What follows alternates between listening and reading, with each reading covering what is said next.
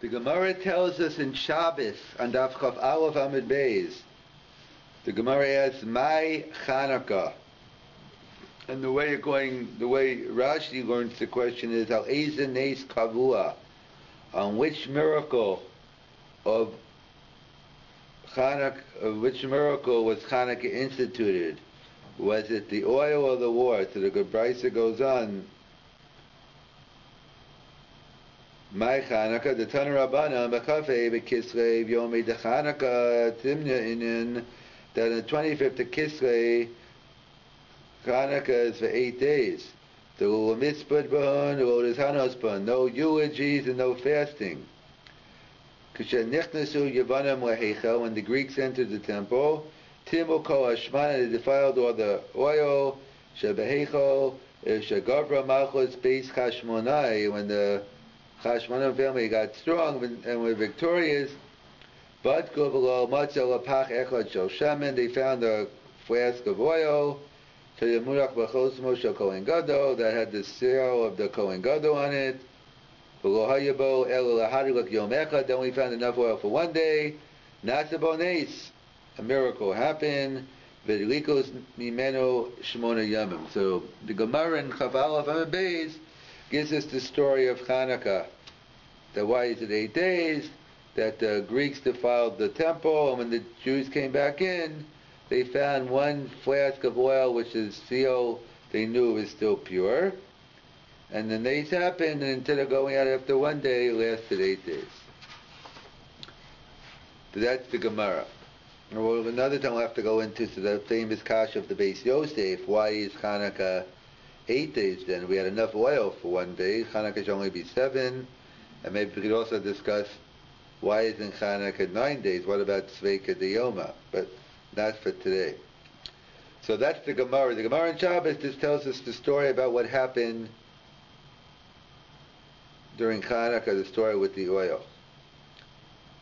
Yet it's interesting to note when the Rambam quotes the Gemara, or when he quotes the Gemara, but when he gives, in the beginning of Hilchos Chanukah, when he goes into his history lesson, he puts it in, he has 2 words, a lot more than 2 words, but 2 key words. He adds, Bevayisheni, during the time of the Second Temple, Keshamalchus Yavan Gazru, he throws in that this happened during the time of the Second Temple.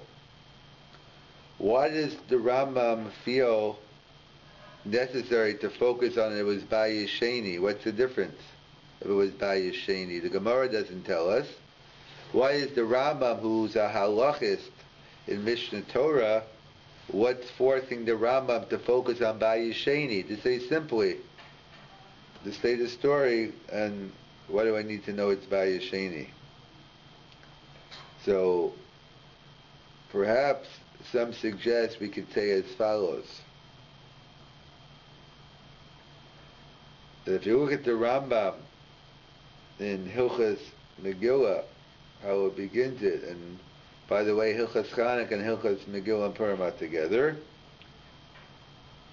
So the Rambam writes, Kriyas HaMegillah Bizmana Mitzvahs Aseh Midivrei Sofrim. He spells out that Megillah reading is from the rabbis. V'hadvarim Yiduim, and it is well known, Shehi Takanas Nevi'im. It's well known that Kriyas HaMegillah was instituted by the Nevi'im, by the Mordechai Esther, whichever the Nevi'im. So why is it that what's Pshat, he writes, V'hadvarim Yiduim, and it's well known? Why is it so important to be well known? And if it's not well known, it's not true? So some explain as follows. We have a biblical prohibition of Baal Tosef and Baal Tigra. We have a biblical prohibition. One is not permitted to add to the Torah, nor may one diminish the Torah. You can't make 614 mitzvahs. You can't make 612. There are 613 commandments. And the Rambam, and It's actually in two places. It's written once in plural and in singular. The Isser about Tosef about Tigra. And some explain Pshat in the Rambam. We know classical Baal Tosef is instead of having 4 species, you put 5 in the lulav, and in the tefillin you put 5. But in addition, the Rambam writes that one's on Beis Din as well, and the Chachamim, that when they make a rabbinical law not to mix, the Torah tells us you can't cook milk and meat together. And the rabbis came along and extended not only meat, not only biblical meat, but even chicken, even something that was only rabbinical meat but is really parav, that halach applies to. So they explain in the Rambam there are 2 types of Baal Tosef. There's a Baal Tosef where you actually change the Chefza Shal Mitzvah.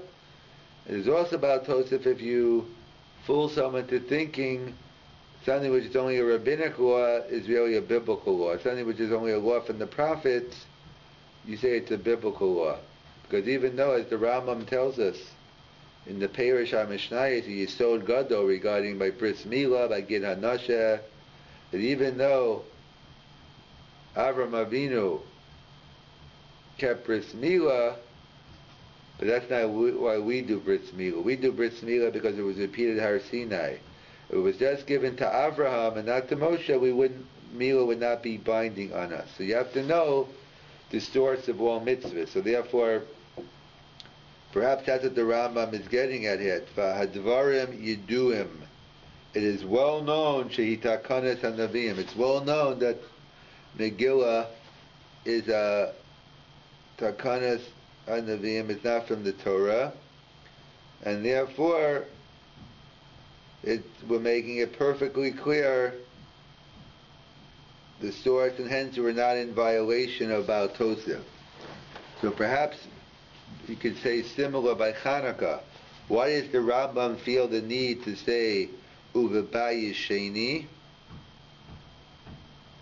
In other words, the question is, maybe it's Baal Tosef. How do we have a right to institute a new holiday?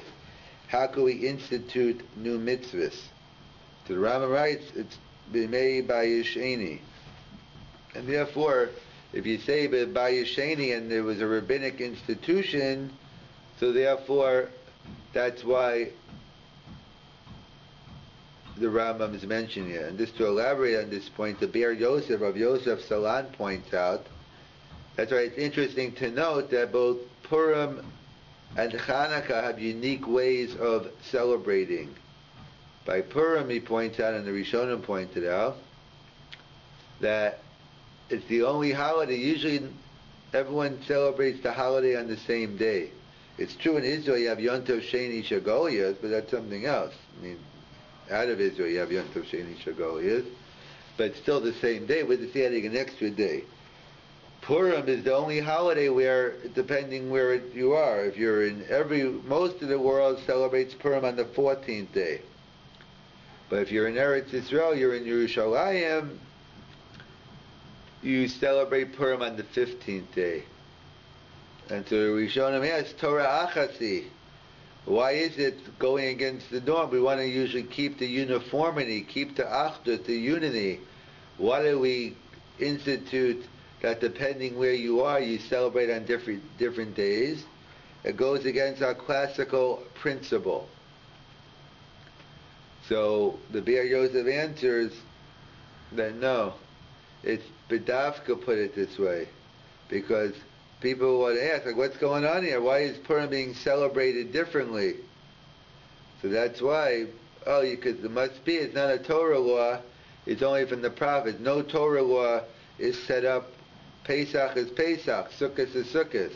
How can it be that Purim, depending what town you're in, whether it was a walled city from the time of Yoshua ben Nun or not, you get to celebrate a different day? It must be, it's only a rabbinic, it's only an institution from the prophet. That's what the Rambam Hadvarim Yiduim, so we extend it on now. We do things to make it clear that it's not a biblical law, we don't find this on the biblical level at all. So along those lines, the Be'er Yosef says something similar by Chanukah. He says, the Gemara tells us in Shabbos, the Chav Aleph Amud Beis, how does one fulfill the mitzvah of Ner Chanukah? So the Gemara says, number one is Ner Ishu Beso. One candle per night, every day of Chanukah. You fulfill your mitzvah of Ner Chanukah. No one can take it away from you. Mahadrin, those who go after commandments, those who are very meticulous and follow the commandments, so they even, let's say you have 10 members in your household, so you light 10 candles every day of Chanukah. Mahadrim and a Mahadrin, a Machlokas, Rambam and Tosfos, how you learn the Gemara. We'll go with the Rambam. A Mahadrim and a Mahadrin. So according to Beis Hillel, you do 10, and if you have 10 people in your home, you do 10, 20, 30, 40, 50, 60, 70, 80, or your Beis Shammai, 80, 70, 60, 50, 40, 30, 20, 10. That you'd go down. So they point out that why is it? So we have 3 levels of fulfillment on Chanukah. We have usually Mahadrim and Mahadrin is limited to different types of meat, salami, you see it on the cheese. What's pshat here by Chanukah, Mahadrim min Mahadrin? I mean, we have a concept of Hiddur Mitzvah elsewhere, but we don't find Mahadrim min Mahadrin anywhere else. Why is this mitzvah set up in a 3-fold way? So that's what the Be'er Yosef explains, because since it's a rabbinic law, and Chazal were concerned, we don't want to turn a rabbinic law into a biblical law, else you'll be in violation of Baal Tosif. Therefore, the rabbis made it, specifically set it up, that the mitzvah of Ner Chanukah is different than everywhere else. It's like by Purim, they set it up different than anywhere else, that usually it's the same day, but here it's even different days. And that's the pshat. Why do we ask? If the Gemara, when it goes through the story of Chanukah, doesn't mention Bayesheni, why does the Rambam go out of his way to mention that this happened during Bayesheni? And why by Purim does he mention Advarim Yeduim? So he said, in order to explain it specifically, and it was well known to everybody that the rabbis or the prophets instituted these holidays of Chanukah and Purim, and therefore it's not a problem about Tosef, and therefore even within the performance of the mitzvah, they set it up where it's clear cut that it's done differently, and hence you'll know it's rabbinic. And in fact, that's what the famous in Pshat the Rav points out, Rav Soloveitchik. He first brings, even though Chanukah happens before Purim on the calendar, yet when he writes his Hilchot laws in Mishnah Torah, first he writes the laws of Purim, and then I think in the first 2 prakim, and then like the 3rd and 4th are Chanukah. So why does he change the law the way it's brought down in Shulchan Aruch based on the calendar? So Rav Soloveitchik explains because without Purim there can never be a Chanukah. What does that mean? Without Purim you can never be a Chanukah? Because along the lines, as Gemara talks about in Megillah, the Gemara raises the question: how can we observe Purim? Ein Navi Rasha L'Chadish Dava Me'ata. A Navi can't introduce a new mitzvah. It's Baal Tosef. How can we celebrate Purim at all? In fact, that was the question. Then Mordechai and Esther asked the Chachamim whether we could establish a new holiday. So besides the performance of a mitzvah, we allowed to establish new rabbinical holidays. That was a discussion. In fact, when Rashi writes in the Megillah, I think Daf Yud Daled, he mentions it's more of a problem by Purim,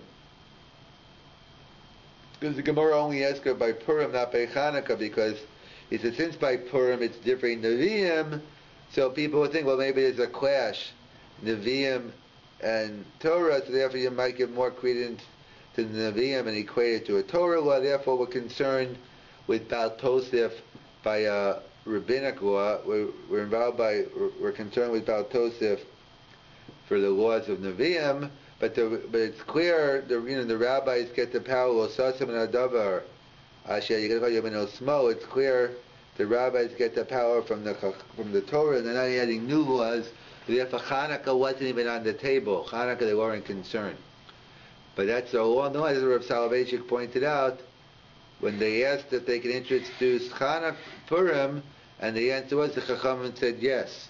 You could institute a new, the different limitations on when you could introduce new holidays, but one is permitted to introduce the holiday of Purim. So if the answer would have been no, then there never would have been a Chanukah. So the whole essence of Chanukah is predicated on the fact there was a Purim first.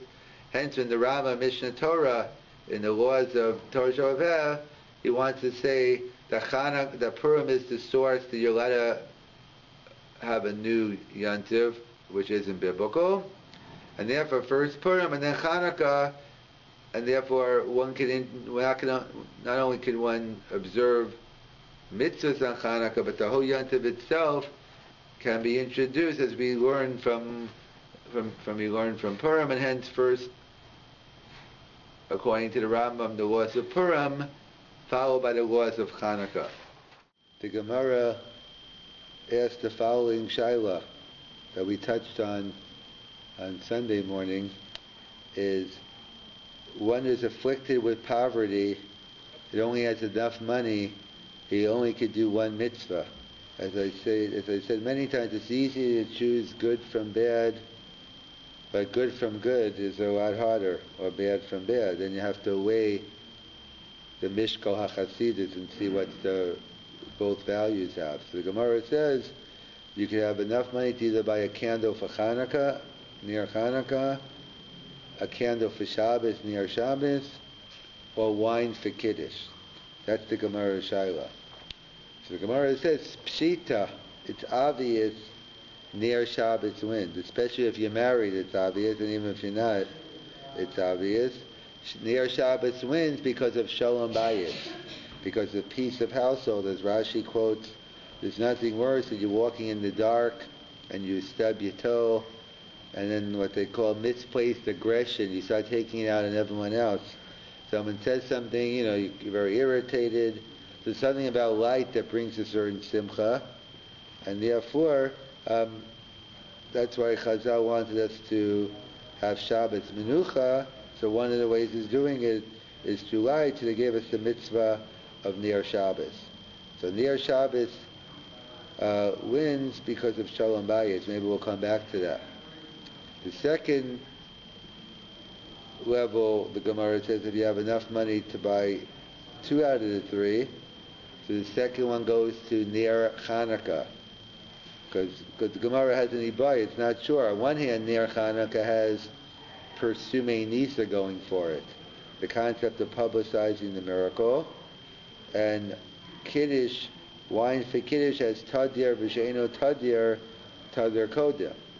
So the Gemara concludes Persume Nisa Adif, that Ner Chanukah, Persume Nisa overrides the concept of Tadir. So we have Ner Shabbos number 1, Ner Chanukah number 2, and wine for Kiddush number 3. That's the Gemara. Comes along Tosfos and asks the following question. He says, our Gemara, our minig seems to be going against the Gemara. What minig is the Bali Tosfos talking about? It doesn't happen this year, but it can. Shabbos, Rosh Chodesh, Chanukah. That when Rosh Chodesh and Shabbos Chanukah fall out on the same day, so you take out 3 Sifrei Torah. As always, we read from Parashat Shavua, and then Tosfos says we read from Rosh Chodesh, and then we read from Chanukah. So we see the order is Parashat Shavua, Rosh Chodesh, and then Chanukah. So Tosfos says, what's going on here? The Gemara says, Persume Nisa Adif. We just said the Gemara says you have a choice between Ner Chanukah and wine for Kiddush. So the Gemara says, what do? You go with Ner Chanukah because Persume Nisa Adif. So in that case, we should first read Kriyas HaTorah of Chanukah, and then read Rosh Chodesh. Why in the world is our minig against the Gemara? So how do we reconcile? The 2 schools of thought in the Rishonim, how do we reconcile our practice with the Gemara? So one approach in the Rishonim is as follows. There's no kasha. The Gemara which says, our Gemara which says, Persume Nisa Adev, what are we talking about? Either or. In other words, I only can do one of the two. I have one mitzvah to do which one it is. So if it's a choice of either or, then I apply Persume Nisa Adev. But if I'm doing both, the question is sequence, so then that's when I apply Tadir Sheino Tadir, Tadir Kodem. So according to this school of thought, Tadir only teaches me sequence, but it doesn't play a role, or it doesn't play no role, but it doesn't play the highest role in terms of determining if I'm only going to choose one. So Al-Gemara is talking about either or, so Persume Nisa Adef, and we're talking about, Al-Minig is talking about you taking out, obviously you could do it both, because even if you only have one Sifrei Torah, you could just roll them. If you take out three, you take out three. However it's going to be set up is you go ahead and you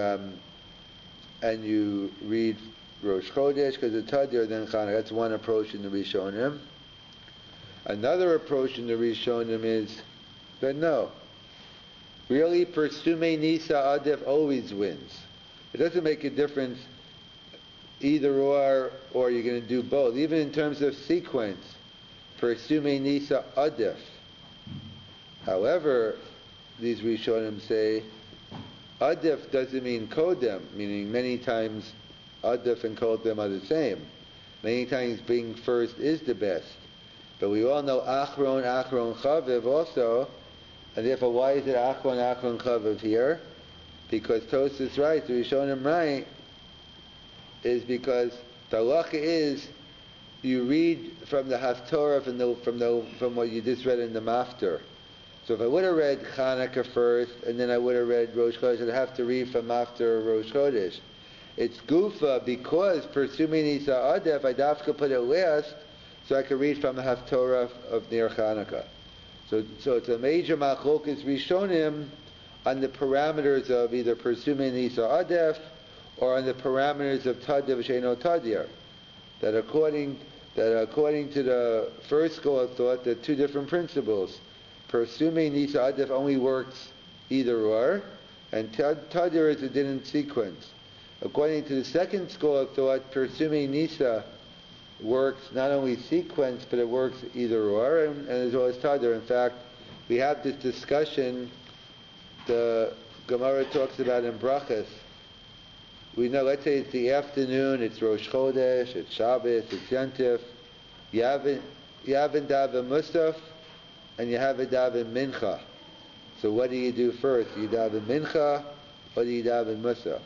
There's a machlokas in the Gemara, but we paskin, we go with the opinion, we daven mincha before musaf, because of tadir, v'she'enu tadir kodem. That since we daven mincha all the time, musaf once in a while, we daven mincha first. And of course the post can point out, but if you're davening b'tzibor, so therefore you should probably do musaf first, and that mincha not to cause confusion among the tzibor, because they're going to become confused. They're going to say, like, wait a second, today I daven mincha before musaf, and last month I daven musaf at 8 o'clock in the morning.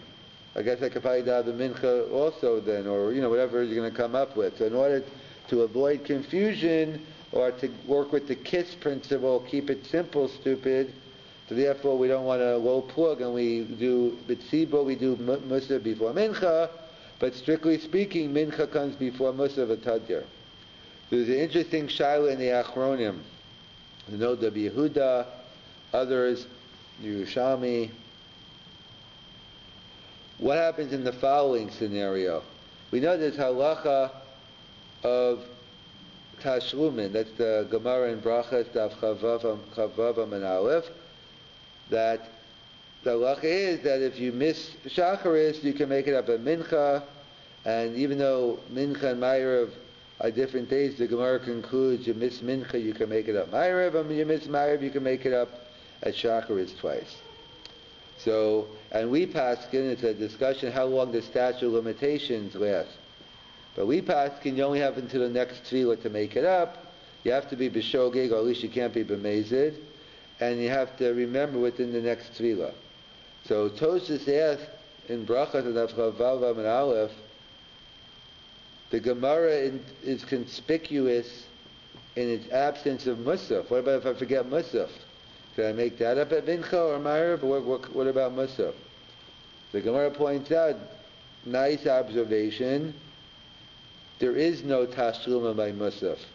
Musaf is avar yomo bato karbano. You have musaf kol hayom, and once the day passes, that's it. There is no makeup. There is no tashlumin by musaf, because by tefillah, it's biyisodo rachamim, as Rav Yochanan says, halavai sheyispal adam kol hayom kulo. You should be davening all day. Or as I think the Yerushalmi writes, that really we should have two mouths. One mouth that we should be davening all the time, and another mouth to speak Lashon Hara, okay, not Lashon Hara, but to do a divrei chol with. But halavai, we should be davening all the time. It's always appropriate to mabakesh rachamim.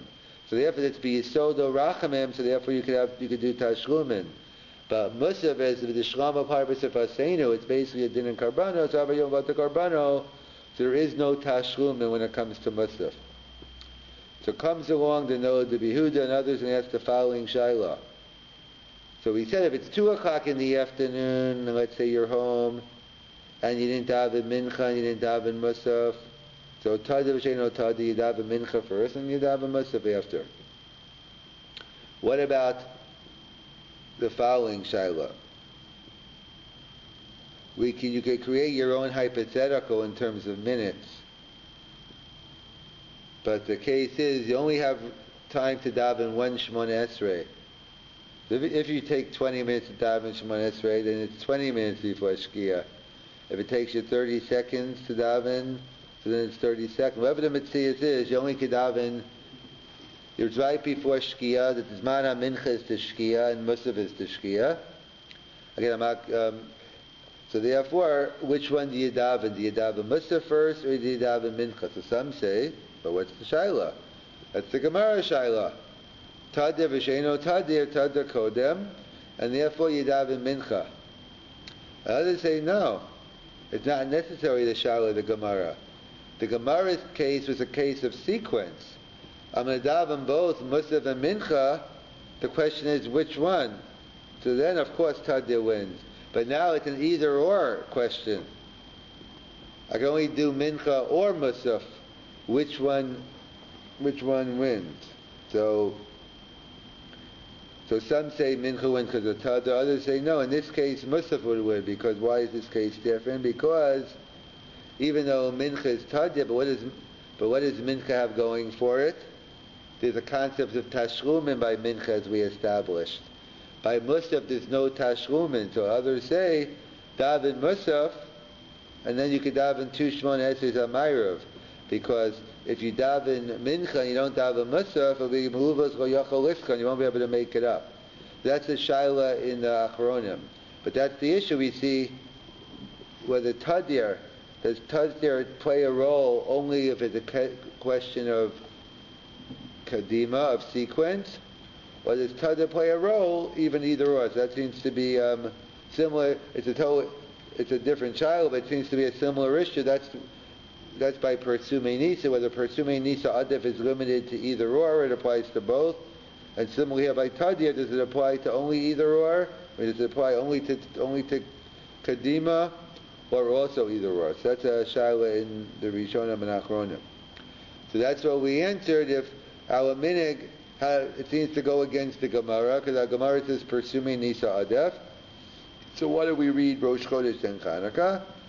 So either because it's no kasha, either or we go with Persume Nisa, Kadima go with Tadir. Or no, we always go with Persume Nisa Adef. Here it's Adef by putting it last. Okay. What about the following shaila? We have every Chanukah. When Chanukah falls out during the week, which it always does, at least some of the days, and Rosh Chodesh. So you have Rosh Chodesh Chanukah, not Shabbos. Rosh Chodesh Chanukah, you read from 2 Sifrei Torah. So what is the Seder HaKriya? The Seder HaKriya is Rosh Chodesh and then Chanukah. The question is why? So Bishkom, according to scholar thought number one, who says that Persuma Nisa Adif only works either or, and Tadyar kicks in Kadima, okay, so it fits in very nicely. That's our minig. But according to door number two, that says Persuma Nisa always wins, you can't give me the Haftorah Dre, because there is no Haftorah on Rosh Chodesh Chanukah. So according to that school of thought, how do you explain, why don't we read Chanukah before Rosh Chodesh? So therefore, so the post can explain as follows. That, what's the pshat? Because why are we reading Kriyas HaTorah on Chanukah? It's a day that's mechuyev in Kriyas HaTorah. The Mishnah in Megillah tells us it's one of the days that we have to read Kriyas HaTorah. But there's no Persumei Nisa. It's all about the Karbanas. In fact, the last day when we had that long reading and talks about the menorah, all that was a later institution. Really, in the Kriyas HaTorah, has nothing to do with Persumei Nisa. It's a chiyuv Kriyas HaTorah. Like on Rosh Chodesh, we have a chiyuv to read Kriyas HaTorah on Chanukah. That when we talk about the Persumei Nisa, we're talking about the Haftorah of Chanukah, of Neiros Zechariah. That's the Persumei Nisa. So on Shabbos, Rosh Chodesh, Chanukah, it's a Persumei Nisa. But during the week, there is no Persumei Nisa. It's this good old-fashioned waning of Chanukah. So therefore, it's Chanukah versus Rosh Chodesh. They're both equal in terms of the Kriyas HaTorah. Okay, so let's go see which one happens more often. Rosh Chodesh happens more often. And therefore, Tadir v'sheino Tadir Kodem. So we see that we read the Haftorah of Chanukah, so we read Rosh Chodesh first because of Tadir. So according to everyone, we agree to our minhag, it's just for different reasons. On Shabbos, Rosh Chodesh, Chanukah, we agree because it's one's either or, one's both, and it's Kadima. Or Persumei Nisa wins, but we want to read from the Neiros Zechariah during the week. So we said it's either or, it fits in. We're doing Kadima, so Tadir wins. And according to the other school of thought, it's this two Kriyas HaTorahs, and therefore we read Rosh Chodesh, and then Chanukah. So we see, back to the Gemara, so the order was near Shabbos, it was near Chanukah, and it was Kiddush, the wine for Kiddush. As we mentioned yesterday, it was the famous kasha of the Magen Avram, asked, why not just give a simple answer? What do we need? We have near Chanukah and we have near Shabbos, and we only have one candle, so why pick and choose? Do both. Use one candle for near Shabbos as well as near Chanukah. So the Vilna Gaon answered, you can't do it because this is the source of the Machaber, that the Machaber writes that, or the Gemara writes, you can't use near Chanukah for a regular tashmish. It's a bizoi mitzvah, you can't count your change. And the Machaber says, Afil tashmishi shel mitzvah, tashmishi shel kedusha. And the Gra asks, where did he get her from? So he says, it's the Gemara. Because why not light Shabbos and Chanukah candles? The answer is because if you use it for Chanukah candles, you can't get benefit. And the whole purpose of Shabbos candles is for the light. So therefore, you go ahead and and therefore you can only use one. And therefore, near Shabbos wins because of Shalom Bayis. And according to the Magen Avram, of course the Gemara can't suggest it, because when we light Shabbos candles, we light it inside the house. The whole purpose is Shalom Bayis. And when we light near Chanukah, the Gemara tells us we want to be surrounded by mitzvahs when we walk into the house. So we want mezuzahs on one side and near Chanukah on the other. So you can't have one candle being inside and outside. So that's what the Magen Avram says. However, perhaps my nafkamina between the Magen Avram and the Vilna Gaon The nafkamina would be is bisman hazeh, that post shasakana, that meinicha al shulchano v'dayo, that the mitzvah is moved inside, we light the candles inside. So if that's the case, so what about, so according to the Gra, it's the same halacha. You always can light inside, and therefore we don't do it because of Mitzvah mitzvah, because they're using even Tashmish Shel mitzvah. But according to the Magen Avram, it's not an ideal situation, but why give up on near Chanukah and near Shabbos? So b'makam sheinish, when you have no other option, so then you could use perhaps one candle for both near Shabbos and near Chanukah. And he doesn't give us advice in terms of how to, what bracha to make and all that. Do I make two brachas? Do I make the one bracha, the halak near Shel Shabbos? He doesn't give us details on what to do, but the Magen Avraham suggests that perhaps you use the one candle and you can use it for both. One of the famous questions asked regarding the holiday of Chanukah is, why did Rabbi Yehuda Hanassi, Rabbi, the one who codified the Mishnayos, the Torah Shabbat Peh, why did Rabbi leave Chanukah out of the Mishnah? So most people, just without thinking, just assume that Chanukah happened afterwards, and therefore, obviously, Rabbi couldn't mention it. But historically speaking, Chanukah happened before Rabbi codified the Mishnah.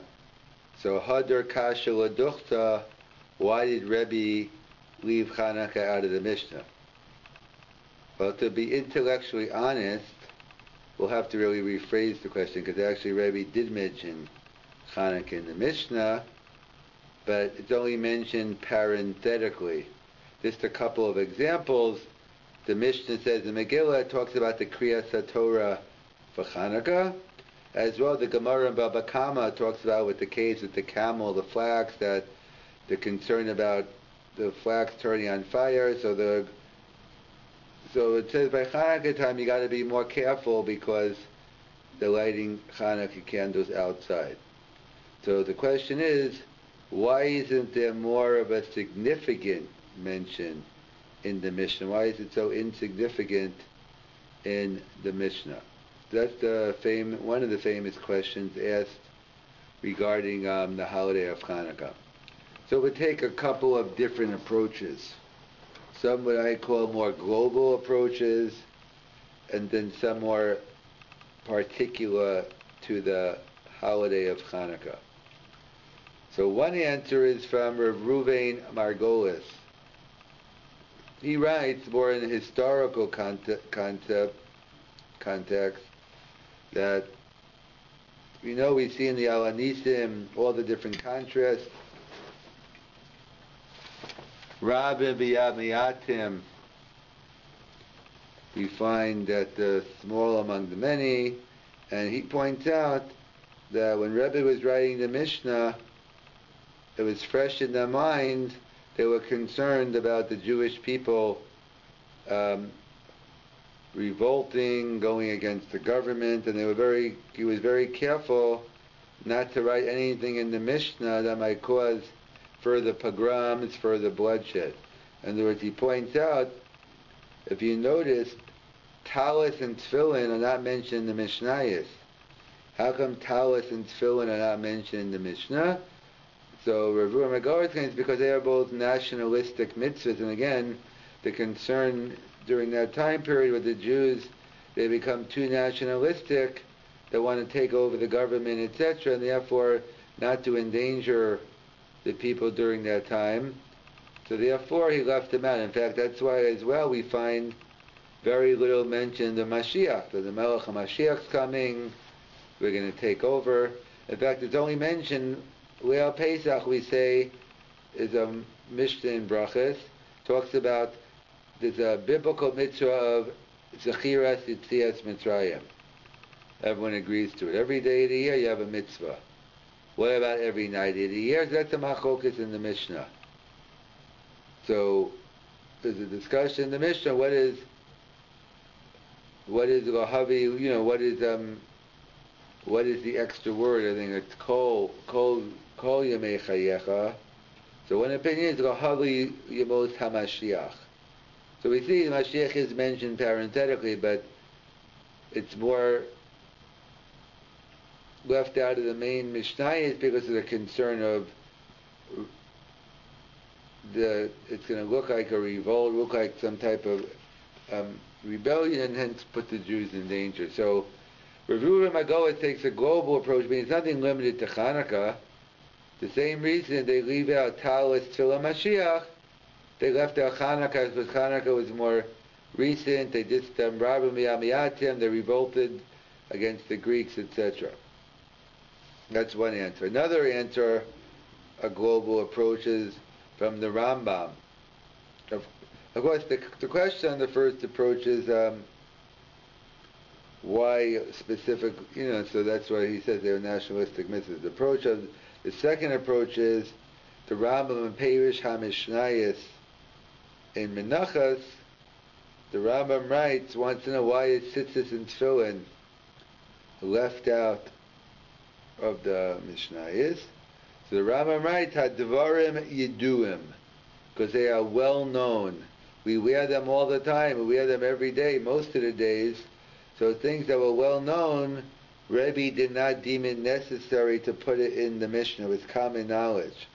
So Chanukah, historically speaking, was a very short time period from the time it happened to the time Rabbi was codifying the Mishnah.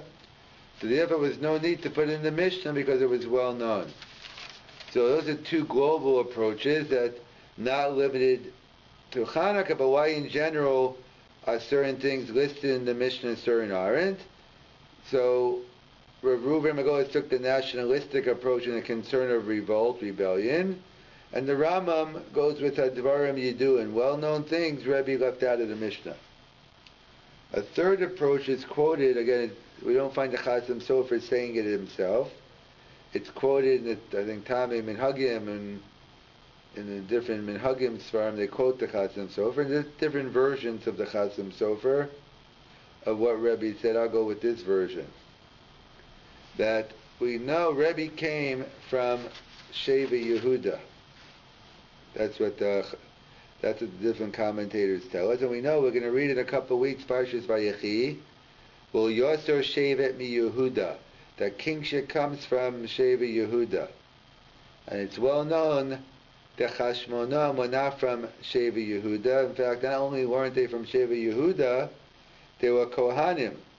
And perhaps according to the Yerushalmi, there's an additional lav for a Kohen to take on the Malchus, maybe separation of church and state.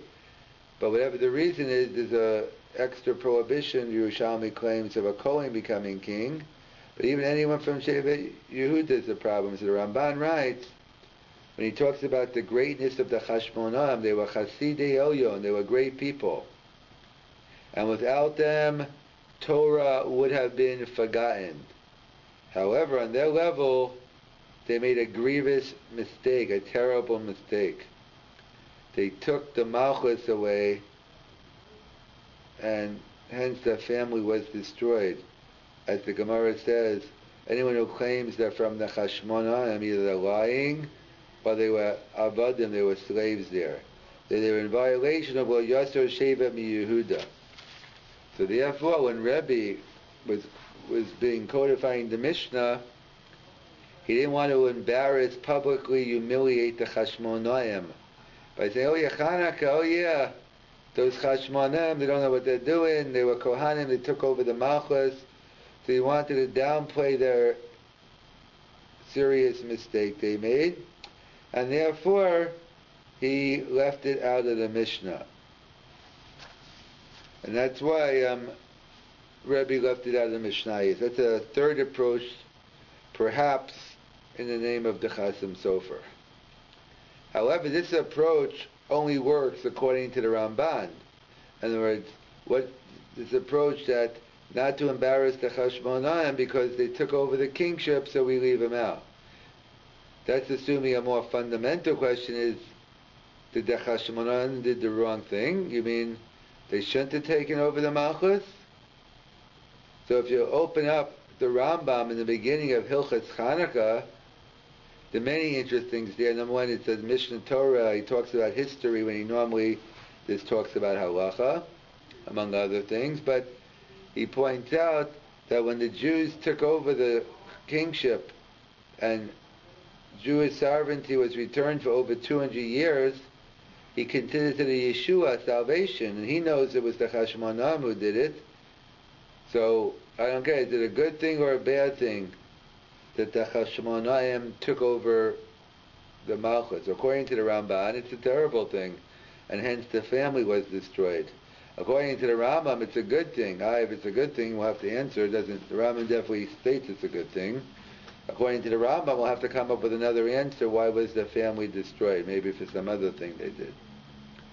So perhaps just to understand on a global arena, this Machokas Ramban, whether it was a positive thing that the Chashmonayim, there's no in between. The Rambam calls it a Yeshua, a salvation, a very good thing, and the Ramban calls it a terrible thing. So there's a Machokas in the Gemara in the second parak of Sanhedrin. The Torah tells us, Som Tasim Olav Melech, it's a mitzvah to appoint a king. So it's a Machokas in the Gemara, which is a Machokas, the Rambam and the Ramban. So the Rambam learns that it's a chova. Som Tasim Olav Melech, you have an obligation, you have to appoint a king. And the Ramban learns, like the other opinion, that no, only if the situation comes up and you want it, etc., so then you can appoint a king, but it's only a rishus, it's not a chova. So perhaps this machokas here, whether there's a chiyuv, a chova to appoint a king, or a rishus to appoint a king, maybe it depends, it ties into the shita. The Rambam who holds it was a good thing, it was Yeshua, I mean, b'makam she'ein ish, you need someone who's fit to be the king. Obviously no one else from Sheva Yehuda was, so b'makam she'ein ish yishali yosish, so the Chashmon did the right thing. It wasn't the ideal, but in that situation, it was the appropriate thing to do, and therefore they took it, because since you have to have a king, so whoever first choice Sheva Yehuda, but if not, whoever's right. And the Ramban saying, no, you don't have to have a king. So if you have to have a Sheva Yehuda, good. If not, then don't appoint a king. Wait around till you find someone. So perhaps this machokas regarding Chanukah ties into the general shita about what they think about kingships. So either way, so according to the Rambam, we still need an answer. According to the Rambam, Rambam gave us a reason already, it's how you do him, that's true, but Rav Selevan wants to suggest a different reason. Why, according to the Rambam, who says it's the Yeshua, so why was the Chashmonam left out of the Mishnayos? We should publicize it. Mitzvah lefarsim. It's a mitzvah to publicize good deeds and mitzvahs. Chazal tell us if Yosef would have realized, if the Reuven would have realized that his acts were being recorded, he would have carried Joseph out on his shoulders. In other words, you take advantage of opportunity. So Rav Soloveitchik, a famous piece of Rav Soloveitchik, he explains as follows. He says, there's a Gemara in Moed Katan. The Gemara says in Moed Katan, if someone burned a Sefer Torah, so you're required to do Kriya twice. We're familiar with the halacha, when a person dies, there's a mitzvah of Kriya. So really, Meikar Adin, Kriya is supposed to be B'shas Misa. And even if he's not your relative, if you're there, B'shas Misa, you rip Kriya. The Zvan Hazeh, the minhag is only that we rip Kriya at the funeral, because we feel a person's not going to do it right, they're obviously under a lot of distress, etc. So therefore we're familiar with the mitzvah of Kriya, but the Gemara tells us in Moed Katan, not only if someone dies, but a Sefer Torah, we know many times compared to a walking Sefer Torah. So a Sefer Torah, as well, if a Sefer Torah is burned up, you have to rip Kriya. And in fact, the Gemara says not only to rip Kriya once, you have to rip Kriya twice. What's twice? Once isn't enough. So the Gemara says because once you have to rip Kriya on the parchment, on the cloth, The other time you have to rip kriya on the letters. So that's the Gemara in Moed Katan. So Selevan asks, but this seems to go against a different Gemara. The Gemara by Hananya ben Trajan. The Gemara tells us the Rav Chaya ben Trajan was going out Kiddush Hashem. The soldiers, the Gentile soldiers, were wrapping him up in wool and a Sefer Torah. They were making him suffer. So the students asked Rav Hananya ben Trajan, what do you see now? What's going on? So Rav Hananya ben Trajan says, a famous line, I see the Sefer Torah burning, I see the parchment burning, but the osios going to Shamayim, the letters going to heaven. So which one is it? From the Gemara Moed Katan, the letters get burnt. From the Gemara, I think it's Avodah Zarah, or Yevamos, the letters go up to Shamayim. And so how do we reconcile the two Gemaras? And secondly, the Rav pointed out, we know there's a big difference between when it comes to the Romans and when it comes to the Greeks. When it comes to the Greeks, on Chanukah we say v'timo kol hashmanim. We see the Tuma seems to be a focus. When it comes to the Romans, the focus is on Churban, physical destruction. So Rav Soloveitchik says as follows. The difference between the two Gemaras is who is burning the Sefer Torah. The Gemara in Moed Katan is talking about a Jew. Another Jew is burning a Sefer Torah. There's nothing worse than a self-hating Jew. The Jew could cause more harm than anyone else. A Jew who has shaykhis to Torah, he could even not only burn the cloth, but burn the osios. As the Chazal tell us, when a person is born, a Malach Hashem teaches him Kol Torah Kulo. And before he comes out, he forgets to do, why bother? Because every Jew is a Gufa Kedusha, Tashmisha Kedusha, and therefore every Jew has the potential for studying Torah. So if any Jew, no matter how far he's gone, he has shaykhis to Torah, and therefore not only can he burn the cloth, but he can burn the osios as well, the letters. When it comes to a guy has no shaykhis to Torah. All he can do is burn his churban. He can only burn the physical part. So he could burn the parchment, but the letters go up to Shamayim. And in fact, that's what the Baal Amor writes. The Baal Amor asks, what do you mean the Greeks would defile the temple? We have a principle in the Gemara, Ein Adam Oser Davar She'eno Shalo. I can't prohibit something which doesn't belong to me. I can't walk into your home and worship the kitchen table, the dining room table, your furniture, and say, it's Avodah Zarah now, it's Asa Ba'ana. It's prohibited to get benefit. No, I don't have a right to prohibit someone else's possessions. You're telling me if someone comes in and cooks treif on my dishes, they can't prohibit it? I'm allowed to use my dishes? So of course not. No, you'll have to kasher it. We're only talking about b'machshava. Avodah Zarah is b'machshava, so if you have thoughts of making something Avodah Zarah, then you can't do it. So that's the famous kasha of the Baal Amor. How could it be that the Greeks defiled the temple?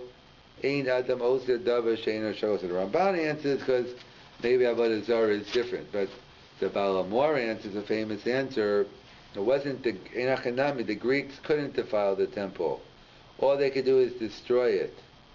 It wasn't the Yavanim, it was the Misyavnim, it was the assimilated Jews.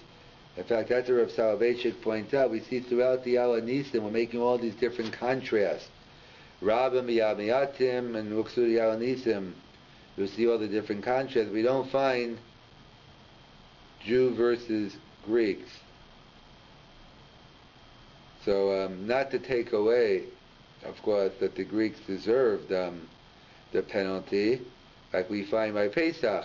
We know the Egyptians were punished for what they did and they deserved it. But why do we begin our Seder with Karpa? So some say Ksonis Pasim reminds us of the incident with the brothers selling Yosef, which is the cause of Yitzias of Golas Mitzrayim. So therefore, why do we begin the Seder that way? Because it's easy and it's deserving that we just look at the Egyptians and blame them, and we have a right to, and they get punished, they deserve it. But we also have to take responsibility for our own actions. It was the brothers who sold Joseph was also a cause for Yitzias, for Kolas Mitzrayim, hence we're responsible. So too by Chanukah, we have to take responsibility for our actions. So Rav Soloveitchik points out, it's not like they say in the name of the Chasim Sofer, Rabbi left out the Mishnah because not to embarrass the Chashmonaim. According to the Rambam, it was a good thing. So Rav Soloveitchik says it was left out of the Mishnah not to embarrass the Jews, the Misyavnim, because it's only the Jews themselves who could cause this harm. And that's why it's left out of Chanukah, not to embarrass ourselves. So we gave out 4 different pshatim on why there's no significant mention of Chanukah in the Mishnah. Rav Reuven Margolis about nationalistic mitzvahs to avoid a pogrom, or that it looks like we're revolting. The Rambam and Peyush HaMishnah is Tvarim HaYiduim, Talis and Phila Mashiach, it's all well known, there's no need to put it in the Mishnah. In the name of the Chasim Sofer, not to embarrass the Chashmonaim, who are great people, and they took over the Malchus. According to the Rambam, the Malchus was a good thing. So Rav Soloveitchik explained it was because of the Misyavnim, it's the Jews who create the biggest damage. That's why a Jew could destroy a Sefer Torah, the Klaf, and the Osios. Well, a non-Jew can't. Are women obligated in the mitzvah of Ner Chanukah? A woman obligated in the mitzvah of lighting Chanukah candles? So at first glance, one would think women should be exempt, because it's a classical mitzvah aseh shahazman grama. It's a typical, classical, time-oriented mitzvah, and as the Mishnah tells us in Kiddushin and elsewhere, women are exempt in mitzvah aseh shahalav zman grama. Women are exempt from time-oriented mitzvahs. And in fact, there's a major dispute in the Rishonim, in the Gemara, how far do we take it? How far do we go? Women are exempt. Are they prohibited from doing it? It's permissible. It's praiseworthy. So there's an opinion in the Gemara, Rabbi Yehuda, that says women are prohibited from volunteering time-oriented positive mitzvahs. Why in the world would they be prohibited? So Rabbi Yehuda says it's Baal Tosif. We have a principle in the Torah. The Torah gives us 613 mitzvahs, and the Torah gives us a prohibition about Tosif and about Tigra, adding to the Torah and taking away from the Torah. So, and they're both biblical prohibitions. So therefore, Rabbi Yehuda argues that if a woman volunteers a new mitzvah, she's doing Baal Tosef. We don't follow that opinion. We don't paskin that way. Bizman hazeh, everyone agrees a woman is not prohibited from doing mitzvahs. And in fact, many opinions are not only is she permitted, hareza meshubach, it's praiseworthy, except for maybe certain mitzvahs, talis, tefillin, etc., which seems to be more for different reasons. The poskim don't recommend it, but in general rule, it's praiseworthy. We encourage women to volunteer mitzvah aseh shazman grama. They should shake the lulav, they should sit in the sukkah, etc. So we assume it's praiseworthy. So when a woman sits in the sukkah, a woman shakes daled minim, is she permitted to make a bracha? How far do we take it? So this is the machlokas, the Rambam versus the Bali Tosfos, which is a machlokas between Sfardim and Ashkenaz Mechaber Ramah. And the Mechaber's opinion is that women do not make brachas on mitzvahs aseh shazman grama. They can volunteer them, but they can't make a bracha. And the Ramah writes, not only can they volunteer it, but they can make a bracha. That's the minig Ashkenaz's women make a bracha. Among minig Sfard, there are different minhagim Sfard, and therefore, whatever, but the minig Sfard brought down in the Shulchan Aruch, the Mechaber says no bracha. So, and in fact, why do they say no bracha? They say no bracha because how could you say Asher Kedishara Vitzosa Vitzivanu? How could you say, God, I'm obligated to make a bracha, I'm obligated to do a mitzvah you're not obligated to do. So therefore they say no bracha. And the Ashkenaz say yes bracha. So what is that based on? So we assume Asher Kedishara Vitzivanu is on the generic Klal Yisrael. It's not just on us. It's on not just on women, it's on everyone. And since we are chayav in those mitzvahs, it's okay. So that's a fundamental dispute. The Rambam and the Baalei Tosfos, Ashkenaz Sfard. So and that's why in general the Rambam goes with Safek Brachos Lahakel in many cases because he holds it's a biblical prohibition to say God's name in vain or in terms of a bracha. So it's a machokes mechaber ramah. And the Mechaber has an exception to the rule that Nashim Chayavas beBirchas HaTorah, that women are obligated in making the Birchas HaTorah. What Birchas HaTorah are we talking about?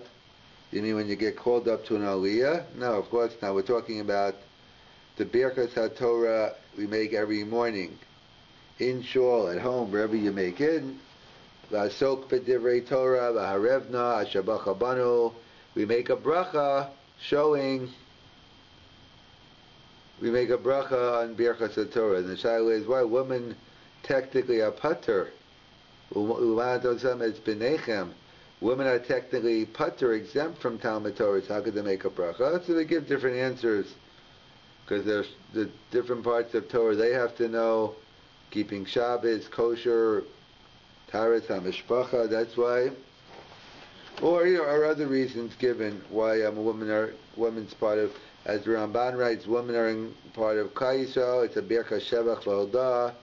It's a bracha of praise and thanksgiving, and that's why. So women are chayiv. Women are exempt according to the Mechaber, and Birchas HaTorah seems to be the exception. And Ramah writes, as a general rule, women are obligated. He also has an exception to the rule. He says regarding Havdalah. The Ramah writes, it's best if Nashim hear Havdalah from men, they should make their own Havdalah. Why shouldn't they make their own Havdalah? So you say, because maybe they're pater. So what if they're pater? The pater for mitzvah seisha zman grama, they make a bracha. So therefore, why is the Rabbi right by Havdalah no bracha? So that's a major discussion the Magen Avraham and Taz, and why is Havdalah an exception to the rule? Either because Havdalah perhaps is a bracha, the whole Havdalah is only a bracha, so therefore we only say that you volunteer mitzvahs aseh when you have a maisa, but if you just have a dibor, so then maybe we don't say women are chayiv. Or, as the Taz writes, it's tar telerayus, it's a double negative. One negative is that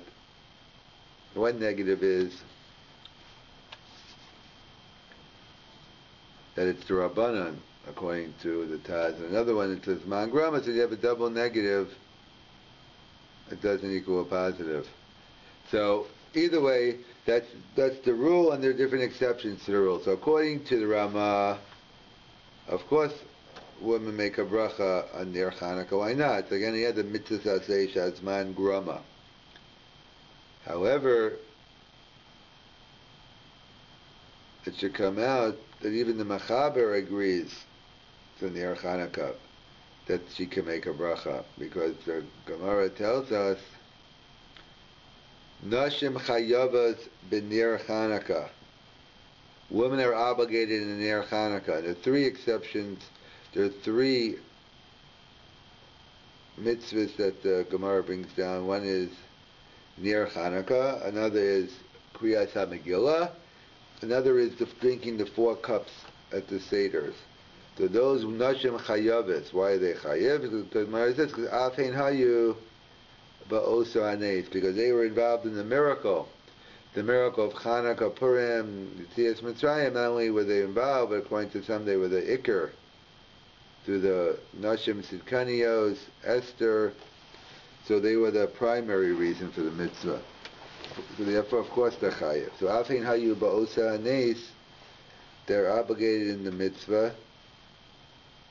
And therefore, that's why, even according to the Machaber, they should be able to make a bracha because they're chayav in the mitzvah, and that's what they point out, that this din of Afhein is only a din d'Rabbanan, because Tosfos asks the Megillah, why do we need the reason of Afhein to say? In other words, why do we need the pasuk? Why do we need some other source to tell me that, like the Gemara says, how do we know women are chayav in matzah? So even though it's a mitzvah saseh as mangrama, nevertheless, from the hekish, kol sheyeshmu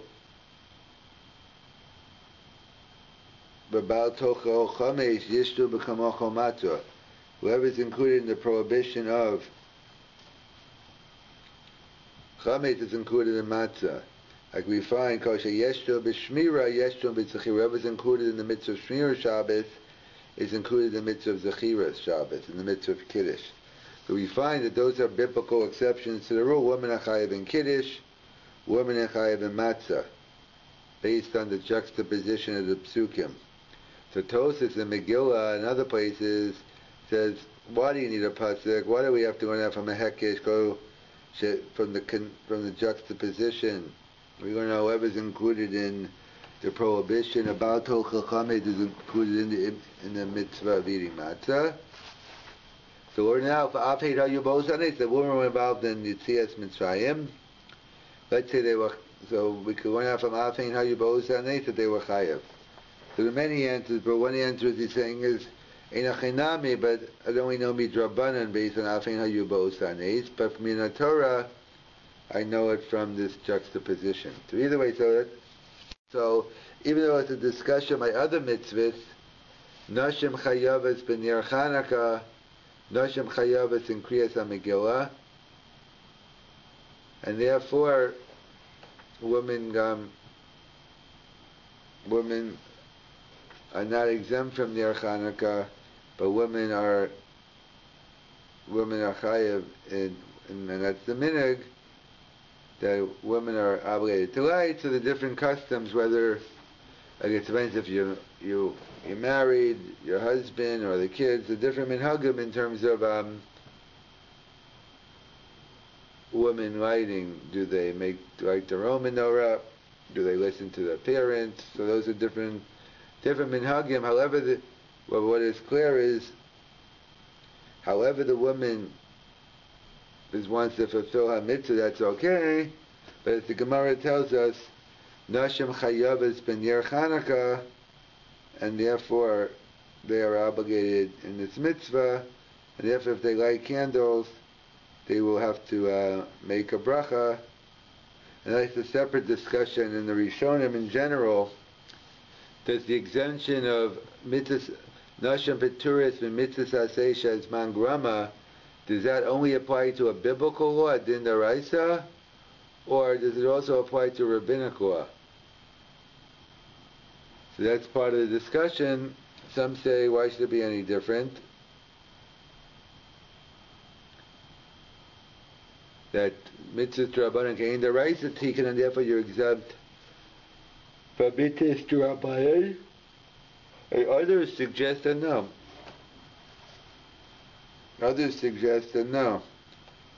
That women are only exempt from the d'oraisas, but not from the Rabbanan. So then, the Ner Chanukah is only d'Rabbanan. Therefore, depending how you learn that Gemara, the Nashim Chayavas, because Afein Hayu Bo'anes, implying if not for Afein Hayu Bo'anes,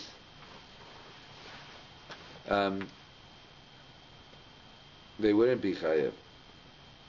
So they point out, so therefore that's the bottom line. The bottom line is a man is chayiv in their Chanukah, and a woman as well, because often how you both sani, so no matter, it should come out, and whatever, you could have different minhagim, but women are chayiv in their Chanukah, and hence it's not a problem as man grama, even though it is man grama, because often how you both, since rather than the miracle, women can make a bracha on Ner Chanukah. How late can one light Ner Chanukah? So we'll begin Bizman HaGemara, and then we'll move to Bizman HaZeh. So the Gemara tells us in Shabbos Chaf Aleph Amud Beis, Mitzvasa mishe tishka hachama asher tichla rego min hashuk. The Brisa tells us the mitzvah is to light mitishka chama, whether that means sunset or nightfall. Is a dispute between the Rambam and the Mordechai. The general practice is nightfall, but some light from sunset. But let me point out, sunset's a stringency, not a leniency, because you still have to light to a half an hour after nightfall. So if you go with the Rambam, you can't use the Chanukah candles. You have to use oil, you have to use big candles. So everyone agrees it has to go to a half an hour after nightfall. This is when you start.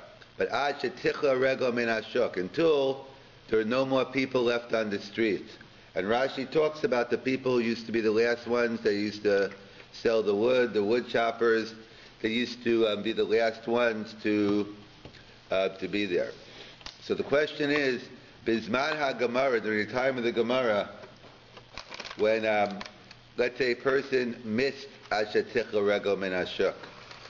Let's say you forgot, whatever, you came back late, and it was past this time the Gemara talks about. What is the solution, if any? Can I still light Ner Chanukah after this time period? There's no one left on the street anymore. Can I still light Ner Chanukah? So the Rambam, Maimonides, says, no. You can't light before Shkia, you can't light before sunset, and you can't light after Tichla Rego Min Hashuk. Anytime in between you could, but you can't light after nightfall. And therefore the Rambam says, the good news is there are 8 days of Chanukah, you'll catch it the next night, or whatever night is left. But once Tichla Rego Min Hashuk is over, you can no longer fulfill the mitzvah. And the Rashba disagrees and says, what are you talking about? You have all night to light Ner Chanukah.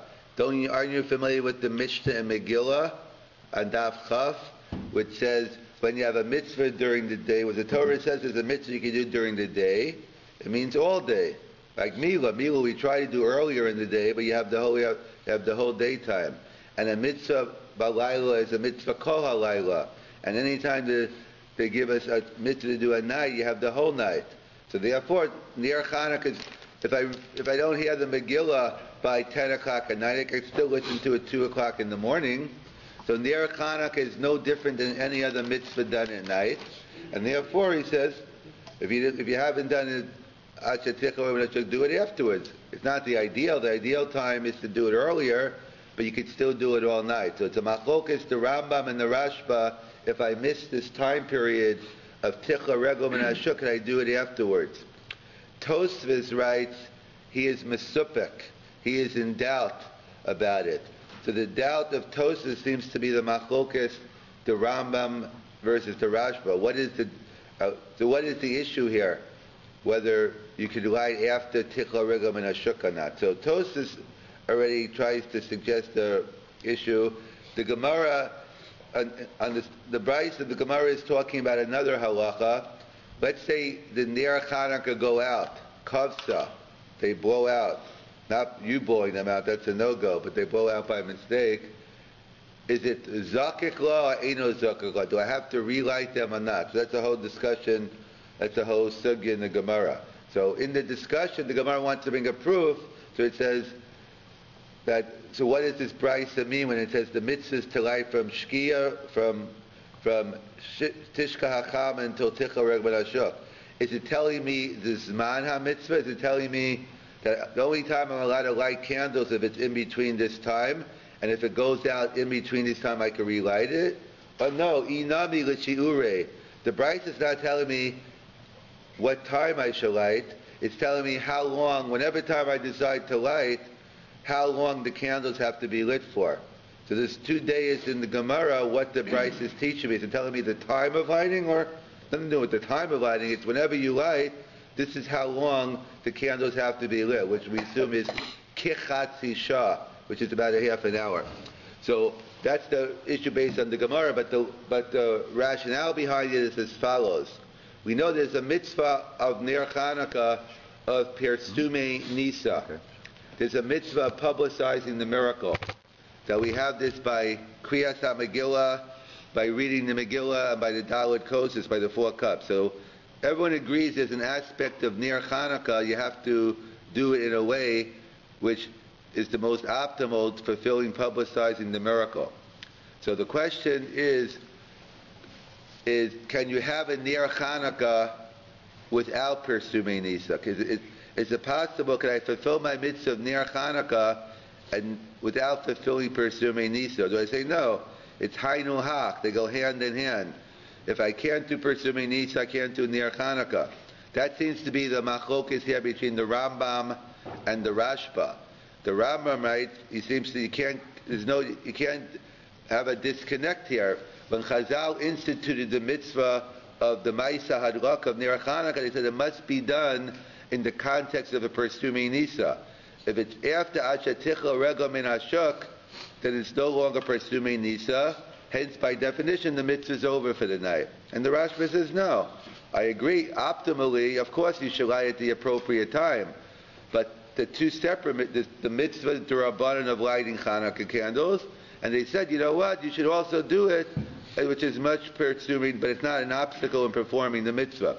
It seems to tie in, the Rav Yaakov Emden seems to be going with the Rambam, because the Rav Yaakov Emden has even a bigger chiddush we don't paskin like, that normally we assume, let's say we're about to put on our talis and tefillin this morning, and before we do mitzvahs we make brachas.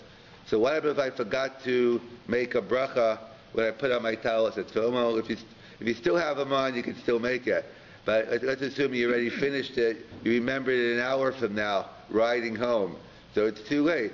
But no one would say, you still got your mitzvah of talis and tefillin, you just didn't get the brachas. The brachas aren't an obstacle in performing the mitzvah.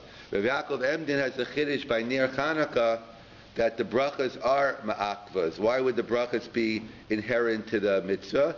He says because you have to have a publicizing of the miracle. And therefore he says that's why Chanukah candles can't be done too close to the ground or too high up, because it looks like it doesn't, you wouldn't know this for the purpose. People think you might be lighting Chanukah candles because you like the light, so you need to eat, you have to read. So by Chanukah candles, which is Persume Nisa, by making the bracha, you are publicizing the miracles. Either way, that's the machlokes, the Rambam and the Rashba. Rambam, it's too late. You can't have one without the other. And kind of like we had the machlokes a couple of weeks ago, according to the Rambam, you can't separate, you can't have the concept of Avelis without counting Olol and Minyan Shiva. And others say you can. There is a concept of Avelis before Kfura, even though you don't count. So there's 3 opinions. Rambam, no, it's too late. Again, this is all Bizman HaGemara.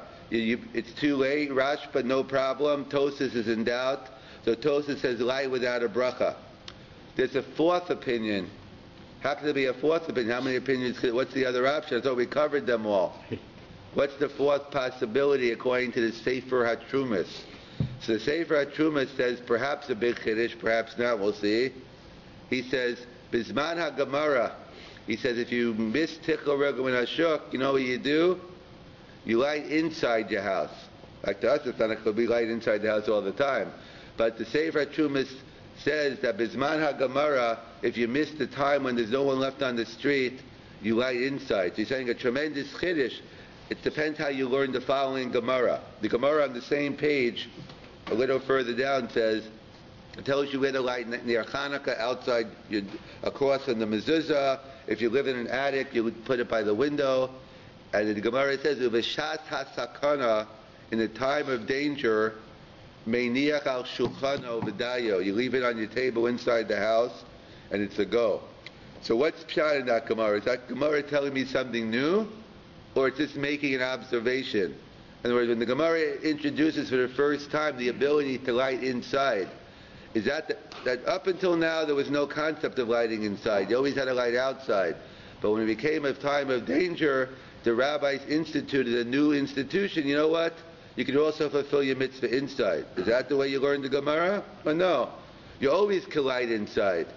But of course, but you want to fulfill Persumei Nisa, the more people outside, so you always lit outside. But not that you weren't allowed to light inside, it's just that the Gemara is always giving you the preferable way. So that's the Sefer HaTrumas clearly learns that you always can light inside, because he said that was Bizman HaGemara, even non-Shas HaSakana. Once you miss the Zman HaDlaka, you might as well light inside because there are people inside. And others say no, the only time you're allowed inside, that was a new takana, b'shas takana, that you are allowed inside. So it seems to be a fundamental, Tosfos definitely disagrees with that, because Tosfos writes, and bizman hazeh, when it's not an issue anymore, since we light inside, you can light as late as you want. So Tosfos doesn't say, but bizman haGemara was an option. So it's clearly a machlokas, the Sefer HaTrumas versus the Bali Tosfos, whether bizman haGemara, when it wasn't a time of danger, or you permitted to light Chanukah candles inside your house. Sefer HaTrumas says yes, hence the fourth possibility of lighting Acha Ticha Regel Hashuk inside, and Tosfos doesn't even consider it. This machlokas, the Sefer HaTrumas, and the Tosfos seems to be a major machlokas achronim between the Magen Avram and the Vilna Gaon. Where do we find this machlokas? The Magen Avram and the Vilna Gaon. So there's an interesting Gemara later on. The Gemara talks about, if it's not a 21st century Shiloh, fortunately, but if one is afflicted with poverty and they don't have enough money, they only have a choice of doing mitzvahs. They only have enough money to do near Shabbos, near Chanukah, or wine for Kiddush. You only can do one out of the three. Which one do you do? So the Gemara concludes, near Shabbos comes first because of Shalom Bayis, near Chanukah second because of Persumei Nisa, and wine for Kiddush is more frequent, so it goes on bottom. So that's a separate share. So comes along the Vilna Gaon and he has the following shiloh. He says, the Gemara should have made a very simple suggestion. Why don't you use the same candle for Shabbos and Chanukah? You're lighting these candles, it's the same object you're using for the mitzvah. So why not use the same candle for Ner Shabbos and Ner Chanukah? Why make a choice? I don't have to, let me do both. That's the question of the Vilna Gaon and the Magen Avram.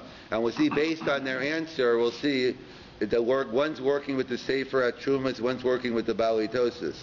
So the Vilna Gaon suggests as follows. He says that the Machaber writes in Shulchan Aruch of Yosef Cairo, he quotes the Gemara, you can't use Ner Chanukah for your own personal benefit. That's a Gemara. You can't count, you change by its bizoi mitzvah, it's degrading to the mitzvah of Ner Chanukah. And then the Machaber quotes a Chiddush, it's not found in the Gemara, Afilu Tashmishe Shel Mitzvah. Afilu Tashmishe Shel, even for mitzvah purposes, you still can't use the Ner Chanukah for benefit. And everyone jumps on the Machaber, where does he get it from? The Gemara doesn't, the Gemara only talks about regular usage. So the Vilna Gaon says, what do you mean, where does he get it from? It's an explicit Gemara. At least to the Vilna Gaon it's explicit Gemara. To everyone else, at best it's implied. So what's the Gemara? The Gemara we just quoted, he says, why didn't the Gemara suggest you could use the same candle for Ner Chanukah and Ner Shabbos? He said, you know why? Because since Afil Tashmish Shel Kedusha, you can't use a Ner Chanukah for also another mitzvah. It's the Gemara in Shabbos. In fact, the Gemara didn't suggest that, shows why. So that's the Vilna Gaon's answer. The Magen Avram says, what do you have to come on to an answer about Tashmish Kedusha? It's a very simple answer. Last I checked, when you light Ner Shabbos, it's in your home. Bizman HaGemara, when you light Ner Chanukah, where is it? Outside. So how could I fulfill both? Put it on open my door and leave it in the middle? Of course the Gemara didn't suggest using one for both because they have different places to do the mitzvah. So what do we see from the Magen Avram? the Magen Avraham said Bizman HaGemara there was no option of lighting inside. He says because there are two different places. And the Vilna Gaon doesn't say that, implying the Vilna Gaon goes with the Sefer HaTrumas. Even Bizman HaGemara was permitted. It wasn't ideal, but if you're after Ticha Rogam and Ashuk, or it's a B'diavad situation like here, it would be okay to light inside. The reason why you could light inside, but the reason why you can't use it here is because since you can't use a Ner Chanukah, you can't serve as a dual purpose for Ner Chanukah and Ner Shabbos because Afil Tashmishi Shel Kedusha, like the Machaber writes. So this machlokas, the Vilna Gaon versus the Magen Avraham, has its basis in this machlokas, the Sefer HaTrumas and the Bali Tosas, whether Bizman HaGemara, one could light Chanukah candles inside. Let's summarize. The Gemara talks about you have to light from either sunset or nightfall until there's no one left on the street. The Rambam writes, once you miss that, that's it, it's over. The Rashba says you have all night. Tosis is in Dow, light without a bracha. The issue is, can you separate the Maisa Hadlaka, the act of lighting Chanukah candles, from the mitzvah Pesturmei Nisa? The Rambam says if you can't do Pesturmei Nisa, that's it. And therefore, once Ticha Regel and Ashuk, it's over. And the Rashba disagrees. The Sefer HaTruma suggests the fourth possibility. If you come back too late, you can light inside your house. And how could you light inside? The Gemara said outside. It's how you learned the Gemara later on. B'shasa sakana meiniach al shulchan ovadayo. Whether the Gemara is making an observation, but you always can light inside, like the Sefer HaTruma says in the Vilna Gaon, or it's a new takana that you can never light outside. But the rabbis made a new takana b'shas sakana. And this machlokas, the Sefer HaTrumas versus the Bali Tosas, is the machlokas, the Vilna Gaon and the Magen Avraham, and why the Gemara didn't make a simple suggestion that if you only have enough money to buy one candle, the Gemara only said you can only use it for one. Why not use both? It's the same.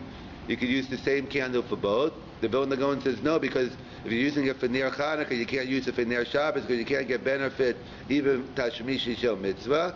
And the Magen Avraham says simply one's outside, one's inside. And therefore, the Gemara didn't suggest it. Of course, Bizman Hazeh, it's a different discussion that you can light much later because the mitzvah is changed. The mitzvah is Pesturmei Nisa for the people inside the home, and therefore, certainly, the Ticha Regel and Ashuk is a different time inside, and therefore, it's a much later time, and we'll have to continue on that.